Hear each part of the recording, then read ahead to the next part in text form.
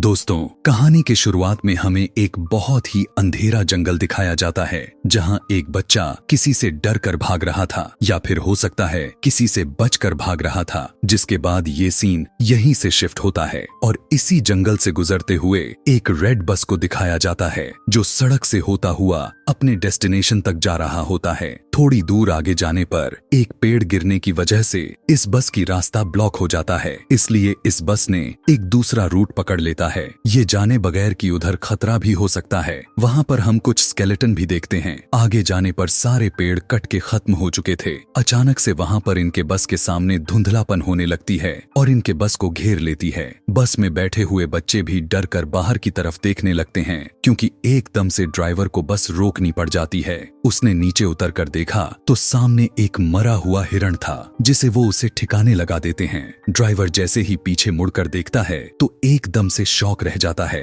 और जब वो बस में दोबारा चढ़ा तो पता चलता है कि उसके पीछे से कोई आदमी भी चढ़ता है जिसने बस ड्राइवर को गन पॉइंट पर लिया हुआ था। वो सभी बच्चों को धमकी देकर अपने सीट पर आराम से बैठने को कहता है। सभी बच्चे उसकी बात मान जाते हैं और बस में आराम से बैठ जाते हैं। इसी बस में बैठे हुए एक बच्चे को याद आता है कि उसने न्यूज में इस आदमी के बारे में पढ़ा था। वो एक सीरियल किलर था और ये कुछ ही दिन पहले जेल से भागा था। और यही नहीं बल्कि डरा देने वाली बात तो ये थी कि ये आदमी सिर्फ टीनेजर को ही मारा करता था, या यह कह सकते हैं कि वो एक साइकोपैथ है। इस आदमी के कहने पर सभी लोग अपने फोन को विंडो से बाहर फेंक देते हैं और ड्राइवर अपनी बस चलाता रहा। और चलते हुए ड्राइवर ने एक और साइन बोर्ड मिस कर देता है जिस पर लिखा हुआ था कि वे एक मिलिट्री के खाली जोन की तरफ बढ़ रहे हैं, यानी एक ऐसा एरिया जहां सालों पहले रिसर्च की गई थी लेकिन अब वहां पर कोई इंसान नहीं रहता है। अब इनकी बस एक टनल से होता हुआ जाने लगता है जिस टनल में लाइट्स भी जल रही थीं, लेकिन कुछ दूर जाने के बाद उनका बस एकदम से रुक जाती है।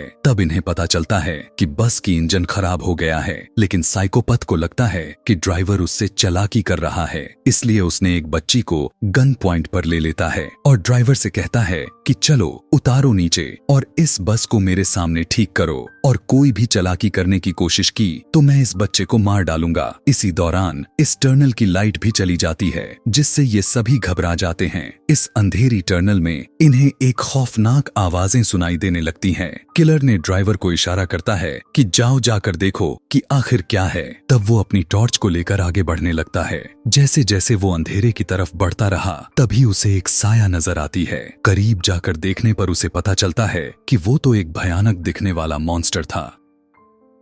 ड्राइवर डर कर चिल्लाने लगा और उस मॉन्स्टर ने उस ड्राइवर को पकड़कर मार डाला। बस के अंदर बैठे सभी लोग ये सब देख रहे थे। वो किलर भी जल्दी से उस बच्ची को लेकर बस के अंदर आ गया। सभी बच्चे चिल्लाने लग जाते हैं लेकिन वो किलर सभी बच्चों को चुप रहने को कहता है ताकि वो मॉन्स्टर उन्हें देख ना पाए और सुन ना पाए। किलर तेजी से बस स्टार्ट करने की कोशिश करता है लेकिन यहाँ पर तो बस की चाबी ही नहीं थी, वो तो ड्राइवर के हाथ में थी जिसे वो मॉन्स्टर मार चुका था। वो इन सभी बच्चों में से एक लड़की को ड्राइवर के पास भेजता है बस की चाबी लाने के लिए। अब डरते डरते वो बच्ची जैसे बस ही ड्राइवर के पास जाती है तो वो उसे देखकर शॉक रह गई, मतलब कि वो ड्राइवर मर चुका था। लड़की को यकीन ही नहीं आ रहा था। गम से उसकी आंसू निकलने लग गए, लेकिन यहाँ पर रोने का वक्त नहीं था, इसलिए वो उस चाबी को लेती है और बस में वापस आ गई। बस में उस बच्ची की हालत कुछ खास ठीक नहीं थी। जब बाकी बच्चे उससे ड्राइवर के बारे में पूछते हैं तो वो ना में सर हिला देती है क्योंकि अब वो ड्राइवर जिंदा नहीं था। इस बात को सुनकर सभी बच्चे उदास और दुखी हो जाते हैं। यहाँ भी किलर रेगी नाम के लड़के को बस स्टार्ट करने को कहता है लेकिन बस तो खराब थी, आखिर कैसे स्टार्ट होती। उसे धमकी देता है अगर तुमने बस स्टार्ट ना की तो मैं इन सभी को मार दूंगा। लेकिन ये लड़का इस किलर से बिना डरे बहस करने लगता है और मौका पाते ही पीछे से एक बच्चा उसे धक्का दे देता है। जब वो नीचे गिरता है तो रेगी ने उसके हाथ से गन छीन लेता है और फिर उसी के ऊपर पॉइंट कर दी। लेकिन यहाँ पर किलर हंसने लग जाता है और कहता है कि तुम नहीं मुझे मार सकते। अरे मारने के लिए बहुत हिम्मत चाहिए होती है जो तुम्हारे में तो बिल्कुल नहीं। इससे पहले कि ये बच्चा कुछ कर पाता बस के बाहर से इन्हें आवाजें सुनाई देने लगती हैं और इस आवाज ने सबको डिस्ट्रैक्ट कर दिया और किलर ने दोबारा उनसे गन छीन ली। अब बस के ऊपर से आने वाली आवाजें भी बढ़ चुकी थीं, जिसकी वजह से सारे बच्चे डर जाते हैं। गुस्से में किलर बस से उतरता है और चिल्लाने लगता है जो भी हो अंधेरे से बाहर निकलो, मेरा सामना करो। वो ये सब कह ही रहा था कि एकदम से उसकी बोलती ही बंद हो गई। उसके चेहरे पर अजीब सी खौफनाक मुस्कुराहट आती है और अचानक से कोई उसके ऊपर हमला कर दिया। हमला करने वाले ने उसके सर धड़ से अलग कर दिया था और बस के अंदर से ये देखकर बच्चे भी एकदम से शॉक रह गए। वो घबरा गए थे क्योंकि उन्हें क्रिएचर यानी मॉन्स्टर की एक हाथ में उस आदमी का सर और वो खौफनाक सी दिखने वाली क्रिएचर नजर आ रही थी। उसके हाथ में बहुत सारे टेंटिकल्स थे जो उस आदमी के सर में धसाए हुए थे। इन्हें समझ ही नहीं आ रही थी कि ये आखिर करें तो क्या करें। ये लोग अब अपनी जान बचाने के लिए इस बस के अंदर रहने का डिसाइड करते हैं, लेकिन तब तक कि जब तक इन्हें बाहर से अजीब सी आवाजें सुनाई नहीं देने लगी थीं। कड़कड़ाते हुए आवाज से बस का दरवाजा खुला और इन्होंने बस के सीट के ऊपर उस मॉन्स्टर के बड़े बड़े हाथ दिखे। अब ये मॉन्स्टर बस के अंदर आ जाता है, जिससे बचकर ये सभी बस के दूसरे डोर से भागने लगे, पर ये दरवाजा नहीं खुला। उसके हाथ में टॉर्च थी। जब गलती से मॉन्स्टर की तरफ होता है तब ये नोटिस करते हैं कि ये मॉन्स्टर लाइट से डर रहा है। बस इसी चीज का फायदा उठाते हुए इन्होंने लाइट के जरिए उस मॉन्स्टर को दूर रोक कर रखा कि इतने में इनका बस का दरवाजा भी खुल गया और ये लोग बस से उतर गए। लाइट को मॉन्स्टर की तरफ रखते ही सभी बच्चे आगे की तरफ भागते रहे और एक बंकर के अंदर पहुंच जाते हैं। बंकर के अंदर एक रूम भी होता है जिस पर इस पूरी जगह का एक मैप बना हुआ था, जिसे देखने के बाद इन्हें पता चलता है कि ये एक मिलिट्री बेस है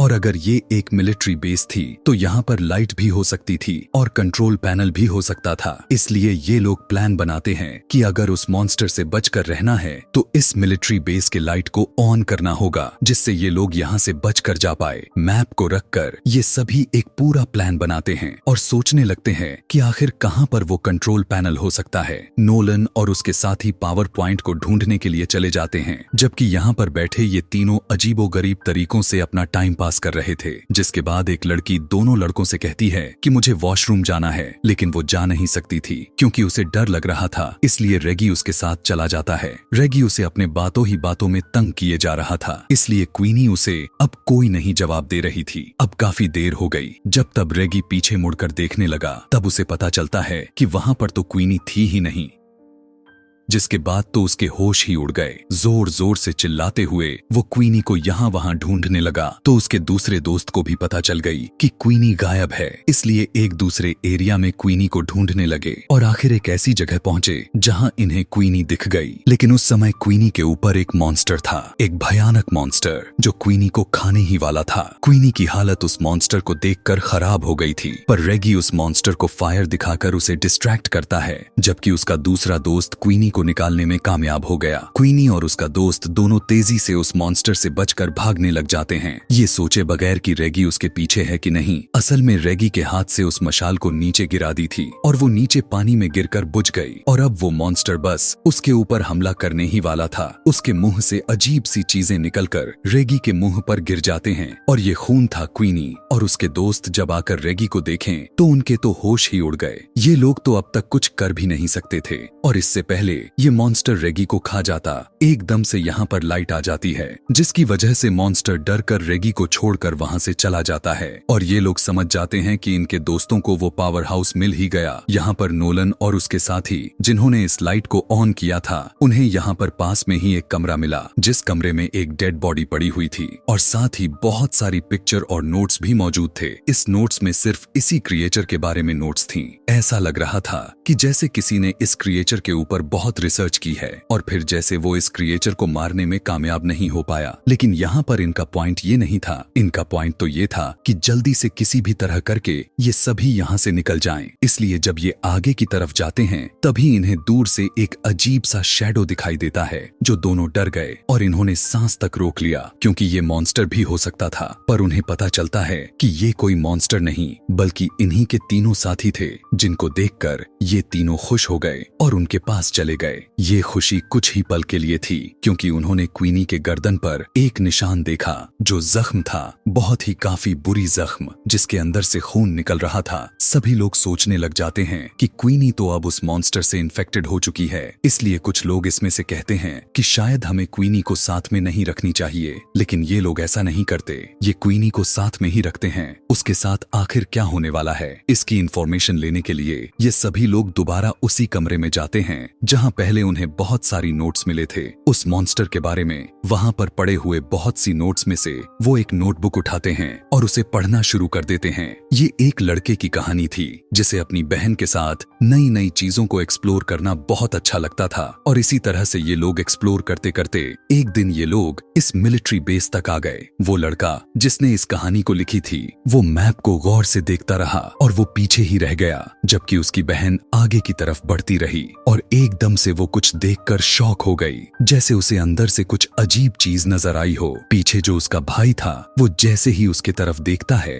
तो अब बहुत देर हो चुकी थी। टनल के अंदर से चीखने चिल्लाने की आवाजें आ रही थीं, इसलिए वो खुद डर गया और अपनी बहन को बचाने की बजाय वो जंगल की तरफ भागने लगा ताकि वो अपनी जान बचाकर यहाँ से निकल सके। ये वही सीन होता है जो हमने मूवी के शुरुआत में देखा था। इस टाइम ये बच्चा तो यहाँ से चला गया, लेकिन उसके दिमाग में ये इंसिडेंट रह गया था। उसके दिल में ये बात रह गई थी कि उसकी लापरवाही की वजह से उसकी बहन मारी गई और अब वो इस चीज से बदला लेना चाहता था जिस चीज ने उसकी बहन को मारा था। सालों गुजरने के बाद भी उसने कुछ भी नहीं कर पाया। उसने इस मॉन्स्टर के ऊपर रिसर्च की, उसके बारे में एक एक चीज पता किया और फिर उसने प्लान किया कि वो इस मॉन्स्टर को कैसे मार सकता है। उसने मॉन्स्टर को मारने के लिए एक मशीन तक बना दिया था, लेकिन इससे पहले कि वो मॉन्स्टर को मार पाता वो मॉन्स्टर उसकी यहाँ होने के बारे में पता कर लिया था और उसे ही मार डाला। उसके बनाए हुए नोट्स से ये लोग ये भी पता कर लेते हैं कि ये मॉन्स्टर जिसके ऊपर हमला कर लेता है या फिर जिसका खून चख लेता है उसे मार कर ही रहता है और अब क्वीनी के ऊपर बहुत ही ज्यादा खतरा था। ये लोग फैसला करते हैं कि क्वीनी को बचाने के लिए ये लोग लड़ेंगे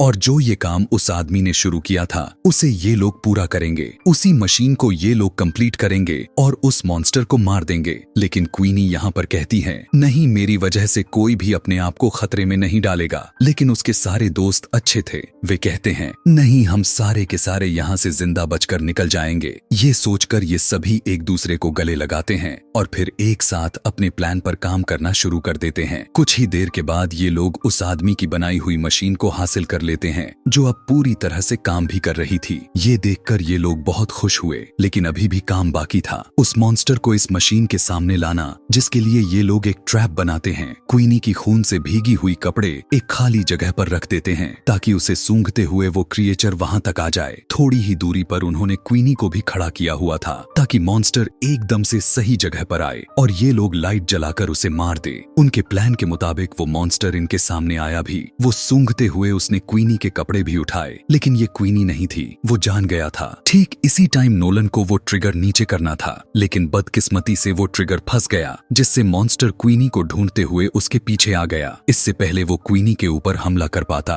ठीक उसी वक्त वो लोग उस मशीन को चालू कर देते हैं और बहुत सारी लाइट उस मॉन्स्टर पर पड़ने पर मॉन्स्टर क्वीनी को छोड़ देता है। क्वीनी और उसकी दूसरी साथी तेजी से भागते हुए टनल से बाहर निकल आते हैं। अब इनके एक साथी तेजी से भागते हुए उस मॉन्स्टर के पेट में स्टैब कर देता है, लेकिन इनकी वार से मॉन्स्टर का कुछ नहीं बिगड़ा था। अब इन सभी के पास यही बचा हुआ था कि ये सभी यहाँ से अपनी जान बचाकर भागे। हाथों में मशाल लिए हुए ये सभी बाहर की तरफ भागने लगते हैं, लेकिन अब मॉन्स्टर इनके पीछे पीछे था। वो दोनों लड़कियां तो कब की टनल से बाहर निकल गई थीं। टनल से बाहर निकलने के बाद उन्होंने काफी अच्छा फील किया और फिर पीछे देखा जहां अभी उनके दोस्त नहीं आए हुए थे और अब उनके सामने मॉन्स्टर भी खड़ा हुआ था। डर से ये लोग कांपने लगे, लेकिन मॉन्स्टर बाहर नहीं आया क्योंकि बाहर रोशनी थी। कि तभी वो तीनों दोस्त पीछे से मॉन्स्टर के करीब आकर उस पे आग लगाकर टनल से बाहर आ गए। मॉन्स्टर आग में जल गया और फाइनली इनका प्लान काम भी किया और सक्सेसफुल रहा। इन्होंने उस मॉन्स्टर को मार दिया था